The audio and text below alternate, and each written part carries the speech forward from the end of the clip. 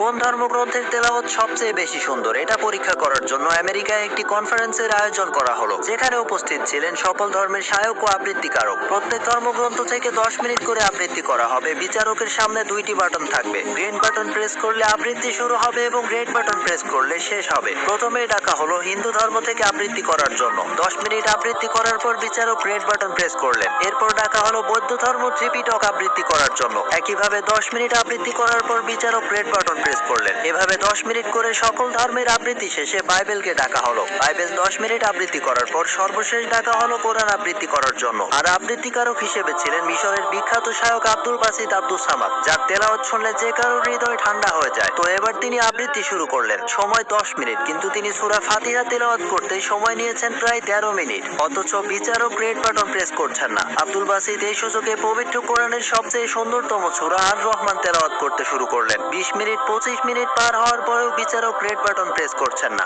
তখন কমিটি প্রধান এসে বিচারককে ধাক্কা দিয়ে বললেন, কি হয়েছে আপনার? 10 মিনিটের জায়গায় 30 মিনিট হয়ে যাচ্ছে, রেড বাটন প্রেস করছেন না কেন? বিচারক চমকে উঠে বললেন, কি হয়েছে? কিসের 30 মিনিট, কিসের রেড বাটন? আব্দুল বাসিতের তেলাওয়াত শুনে বিচারক তার হুঁশ হারিয়ে ফেলেছিলেন। আবার যখন তিনি তেলাওয়াত শুনছেন, আবারও তিনি হুঁশ হারিয়ে ফেলছেন। অবশেষে বিচারক আব্দুল বাসিতকে বললেন, আপনার জন্য আজকে কোনো টাইম লিমিট নেই, আপনার যতক্ষণ ইচ্ছে তেলাওয়াত করে যান। 40 মিনিট পর আব্দুল বাসিত সম্পূর্ণভাবে সূরা আর রহমান শেষ করলেন। এরপর ওই বিচারকের বিরুদ্ধে আন্তর্জাতিক আইনে 3টি মামলা হলো এবং তাকে আদালতে নেওয়া হলো। এরপর ওই বিচারকের কি বিচার হলো সেটা দেখবেন সেকেন্ড পার্টে।